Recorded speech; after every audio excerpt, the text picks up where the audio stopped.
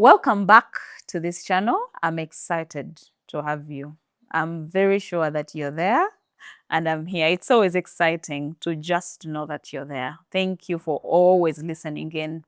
I keep getting the feedback. I keep getting the questions. I keep getting the people telling me, make me understand this better. And it's a good thing because we are on a learning journey together. I love to learn. I love to grow. And I'm always excited to learn individually with the people that get to me. So always feel free. It's the reason I always leave my contact and my email for people to reach out and for us to have even richer and more fulfilling discussions. Brenda Bisikwa is my name. I am a risk and investment advisor, a journey I have been on for the last 9 years. I love money and I hate poverty with a passion. Yeah, because I have understood the humiliation that poverty can do to the mind and life of a person. So I love everything to do with money, everything to do with growth, for as long as it is fulfilling and it is leading us to where God has called us. I am always in for it. Welcome back and let's get straight into it. If you're in your 20s, today, this video is for you. If you know someone that is in their 20s, call them to come close. Today, I came prepared for the people in their 20s. No, I'm not in my 20s. So don't say a fellow 20-year-old is talking to us. I am not in my 20s. But I felt that today would be very important for me to speak to the people that are in their 20s because this is a season of my life. I've just recently left and I took time to reflect on my 20s and what I could have done better or what I could have known better when it comes to my finances.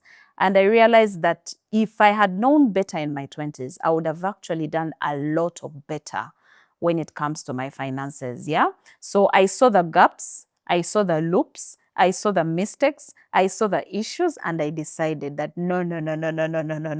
As I am saying bye to my 20s, I need the people entering or in their 20s not to make the same mistakes I did. But it's not even just about the mistakes I did, but it's mostly about the experience I have picked. 9 years working in the investment space, in the saving space, in the money space, a lot of things that I have seen, especially with the young people, that have made me believe something needs to change and something needs to be done. And that is what we are going to talk about today. So today we are going to look at financial advice if you're in your 20s. The things I'm going to share with you today are things I could have really loved someone to tell me when I was maybe 19 or 18, such that I would get into 20 already with this wisdom. Your 20s are the most foundational years of your lifetime.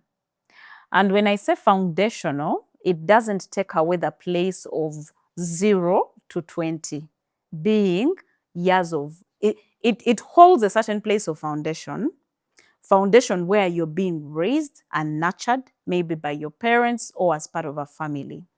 But what makes the 20s also very foundational and important in the lifetime of a person is that there are years where you're still under the care of your parents or your guardians, but you're also starting to pick a mind of your own. So it's like there's a part of you that now wants to think for yourself, that wants to do the things that you want, not the things you've been told to do. There is a part of you that wants to see the world for yourself, if it's really everything you've learned and been taught. There is a part of you that wants to awaken in your 20s, especially anywhere between 24, 25 and above.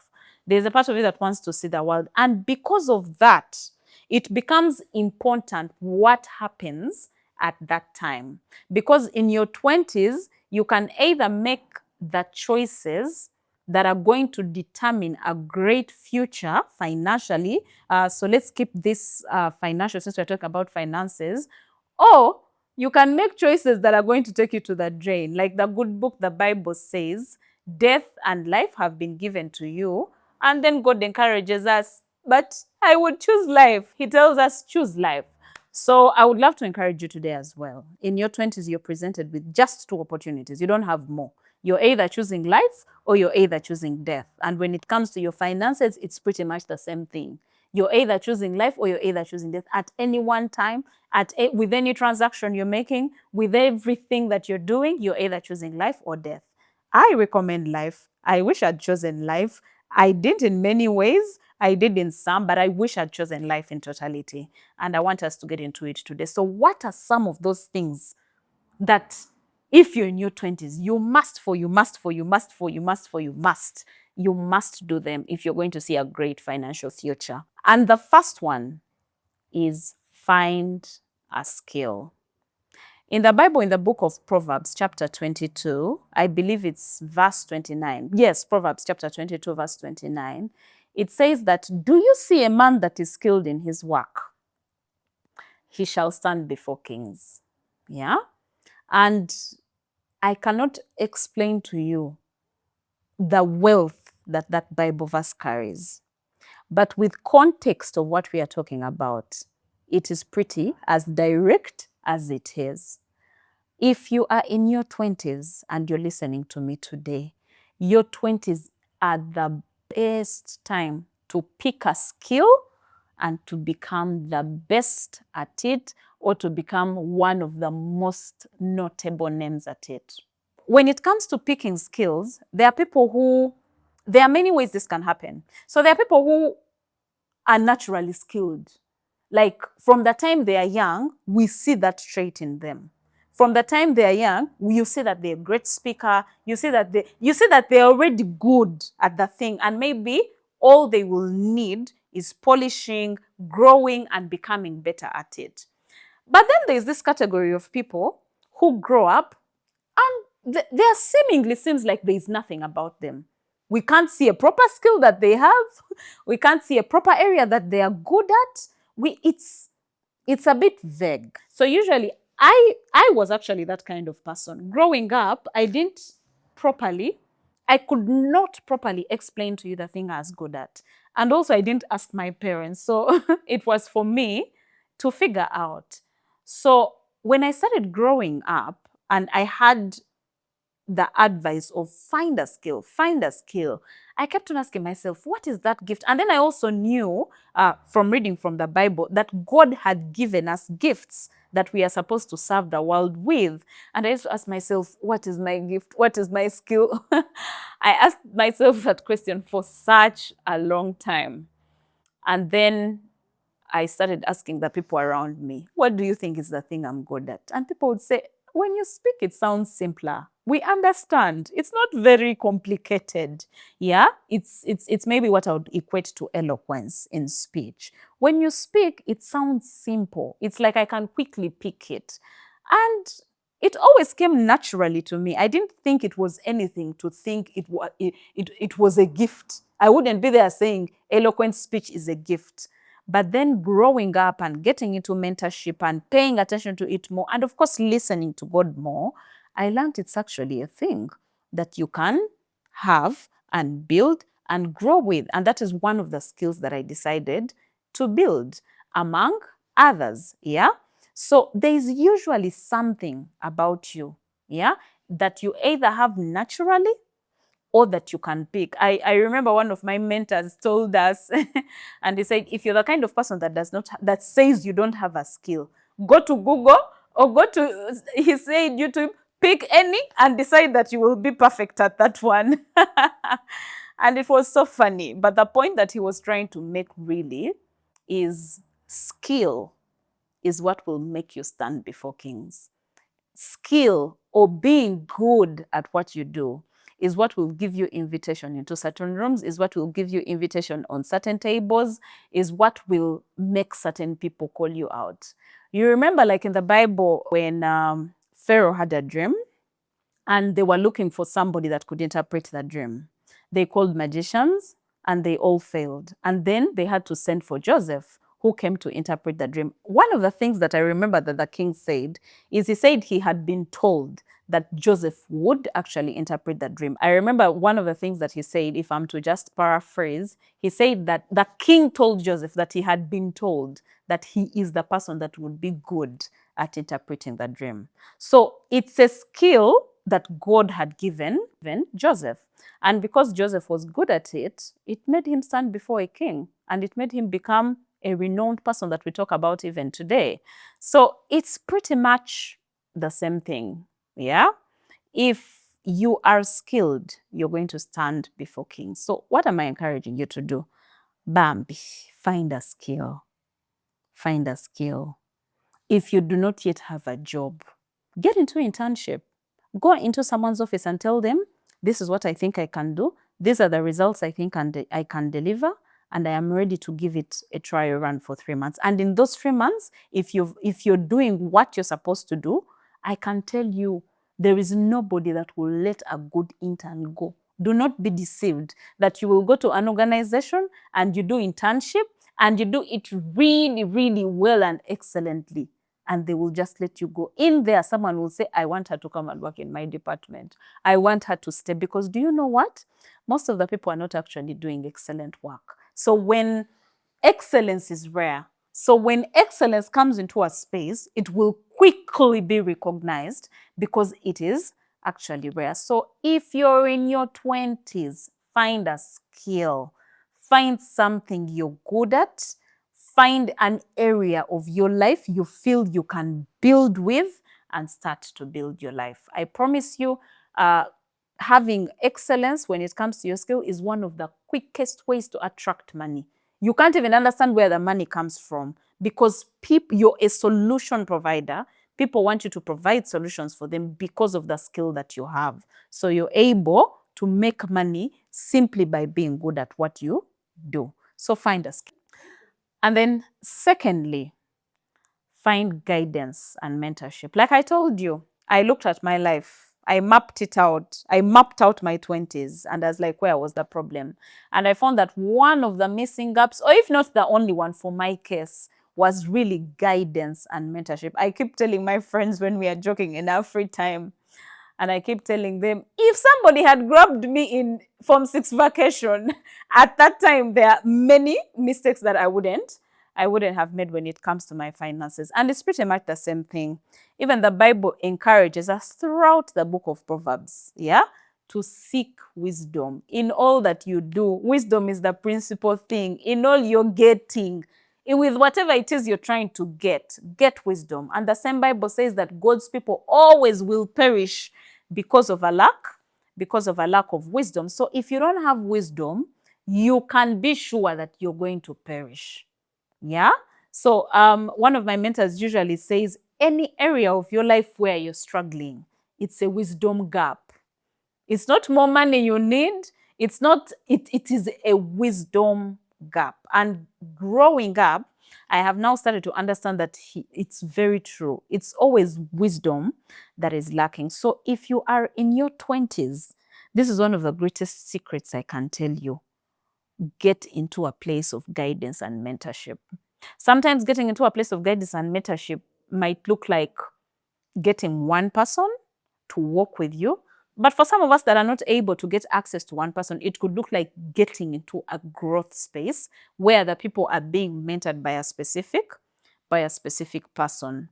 So there are many forms of mentorship. I have heard of people who just listen to people. Maybe you pick a certain person like online and you listen to them. I don't think that I would consider that mentorship. I feel like it's just more of learning and getting some information. I believe mentorship should be one-on-one. Somebody you know, somebody that is tracking your progress together with you, somebody that you're telling, oh, I have now saved 10,000, now I started saving 20,000, somebody that you are physically accountable to, not online. So that is what I would call mentorship, now that I look at it from where I am. So find a space of mentorship and guidance. Amidst a multitude of advisors, there is safety. Yeah. So find a place of mentorship, somebody to walk your financial journey with you. So if it's in the area of finances, most definitely you're going to pick a mentor in the area of finances. And it's not always obvious that your mentor, maybe spiritually, should be your mentor in finances, should be your mentor in marriage. It can actually be different people. It can be a different person working with you spiritually and a different person working with you financially. But when it comes to the area of finances, pick someone that has already gone before you and ask them to work with you. Yeah? Ask them to work with you. Let it be known to them that they are the person working with you. And you also know that this is the person that I am accountable and this is the person that is working with me. I promise you it will take you so far. That person will see gaps in your financial life that you didn't even know existed. They will see the way you're spending and call you back and call you and call you out and tell you, that car you're going to buy, you don't need it now. There are many purchases I've wanted to make, and the people in my life have stopped me. You don't need this for now. This looks cool, but you don't need it right now. It's not important. And then after a while, when you look at it properly, you realize you actually don't need it. Yeah, you just wanted to buy it because of maybe, I don't know, whatever it is that was on your mind. You just felt like this thing would be nice for me at this time. So get a mentor, get guidance, get someone in your space that has gone ahead of you, people with credible character, people of integrity, and people that already have the results that you seek. Yeah, not the ones who talk about those results, the ones who you visibly have seen the results and say, this person, I have seen them walk a journey of saving their money for the last 5 years. This is what I need. This person, I've seen them build from zero and they have built a great estate. This is what I need. The people with visible results like this, and tell them, you know what? I want to walk this journey with you. So get a mentor, get guidance. I promise you, it will spike your results. And then the next point when it comes to your finances is start managing them now. Yeah, you might, because I usually hear a lot of people in their 20s, and I used to be that person. I felt like I'm still young, you know? I am just 24. I am just 22, you know? So I always felt that way. But now that I'm looking at the 20s and I'm not there anymore, I feel like the 20s are actually the best time to start managing your finances because you're fighting an offensive war. Yeah, the attack has not yet come and you're already prepared to fight it. You're already ready. So imagine saving 200,000 per month from your 20s to your 50s. And imagine saving 200,000 a month from 40 to 50. Who would be on more pressure? The 40-year-old guy who has to save a certain target in a month would be on more pressure because they have more responsibilities, they have more things to take care of, they have certain understandings that make them, you know, but in your 20s, it's just what it is. Money is a function of time. And one of the most important things that somebody in their 20s has is time. So if money is a function of time, then it means that the probability for you to get greater results when it comes to your finances, working on them as a 20-year-old is much higher than somebody who just wakes up at 60. It's not impossible. It's the chances are higher for someone that starts younger. So start learning about money now. Start learning about money now. We talked about getting into mentorship spaces, but also personal study. Yeah? Personal study. Get books on finances. If you're in Uganda, one of the best books on finances I can recommend is The Straightforward Financial Growth by Moses Mukisa, among many others. The Psychology of Money, Money Won't Make You Rich, Sunday Adelaja, Clever Girl Finances if you're a young woman trying to navigate the financial space, you know, and all these books, yeah? All these books. So there are so many books that you can read that will start educating you on finances. There are even free courses that you can take. I've seen free courses on Udemy, Khan, and all these spaces. They're free financial courses where someone is teaching and it's for free. Your job is to just buy internet. But what are we using our internet for? You spend all your time on TikTok, you spend all your time on Instagram, but these courses are free. Some of these courses are free, especially if you're at a beginner level, just trying to, you know, to study, to understand finances. How should I save? What is insurance? What are bonds? What are bills? These courses are offering all this information for free. But what are you doing with your free time? So invest in yourself. Start now. Start learning now. If it's saving, start now. If it's investing, start now. If it's asking questions, start now. When you master these things in your 20s, you build a foundation that is strong. Yeah. And if the foundation is strong, everything else you're going to build on it in your 30s and your 40s, it becomes easier and it becomes stronger because the foundation we are working with is already strong. It's like a house. If the foundation is weak, what will you do?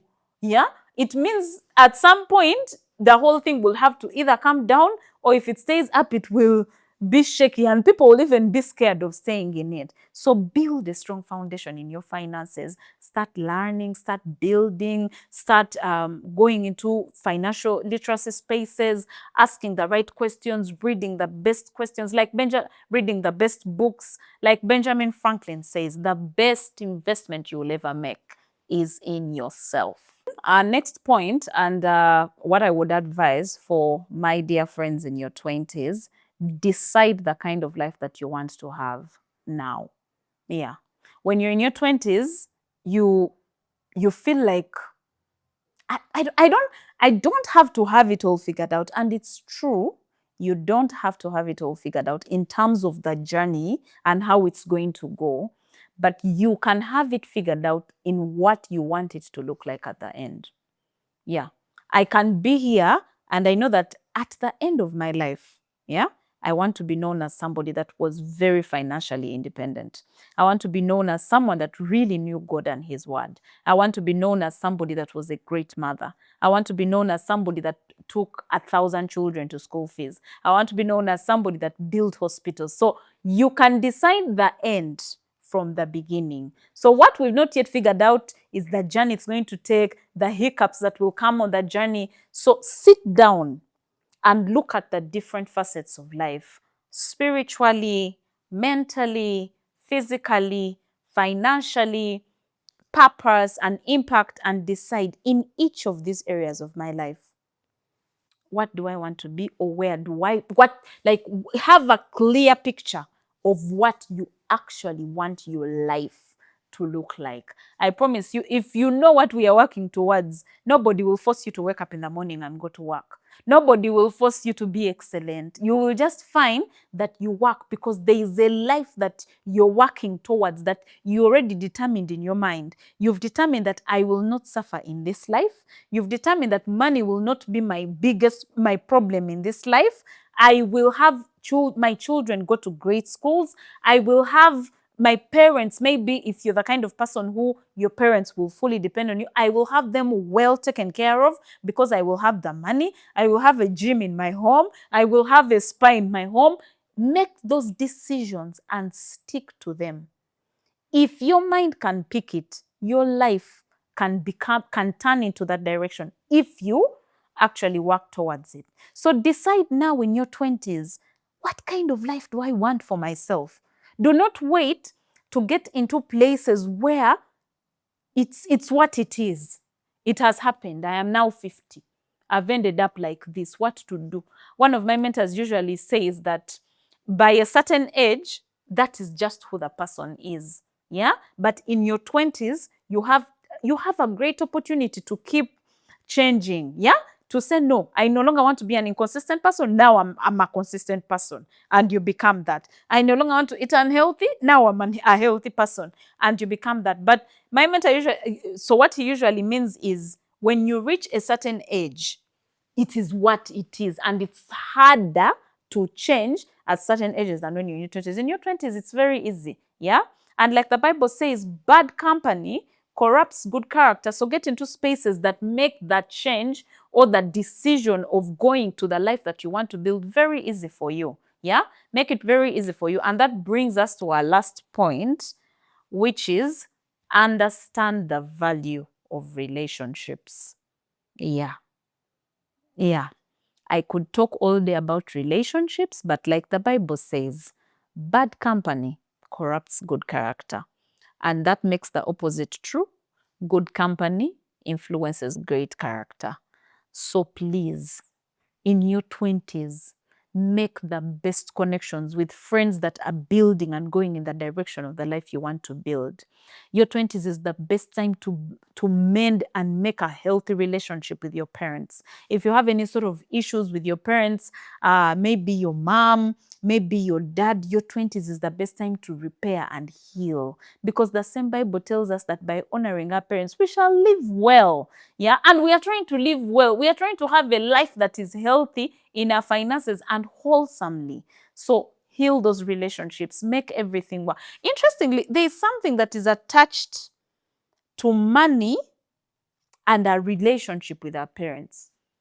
There's a thing there that I can't explain. I think it's spiritual, but you will find that usually most people that have very cracked relationship with parents, even if they made a lot of money, there is a sense of wholeness and satisfaction that they still miss, that they don't have because of that fragmented relationship. So one of the ways to make your money with ease and with from a place of peace is to heal that relationship with your parents. Find the right friends, the people that are going in the direction of life that you're going, the right mentors, and build those relationships. And you will, as you start to grow, you'll find that one of the uses of money is to actually build relationships. Money, spending time with your mentor. As you're spending time with your mentor, with that breakfast that you paid for, the things you're learning from them are way more expensive than any breakfast that you'll ever buy for them.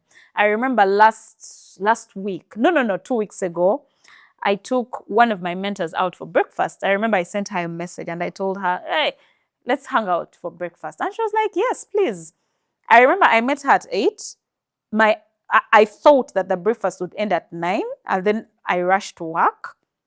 Somehow the breakfast went all the way up to 10:30 because she had so much to tell me, what was happening in her life, how she was navigating the difficulties, what was happening where she felt like she wasn't so sure, what books she was reading, like she told me so many things. And I'm like, but some people won't even pay money to get into a mentorship space, to get into a growth space, to take their mentors out, to build certain relationships and networks. So the place of relationships, the importance of relationships is very crucial if we are going to build a great financial future, especially if you're in your 20s. So if you're in your 20s, these very few things are some of the things I wished that somebody had told me. And there are some of the things I know for sure, that anybody in their 20s, once they have them figured out, they would have a fabulous life going forward, or their chances for having a fabulous life after their 20s would be much better because they would have dealt with a lot of things in the foundation. So if you're in your 20s, I'm happy that you logged on. If you're not in your 20s, it's okay, because I know that you've also learned something. Let's meet in our next video. Bye-bye and have a great time.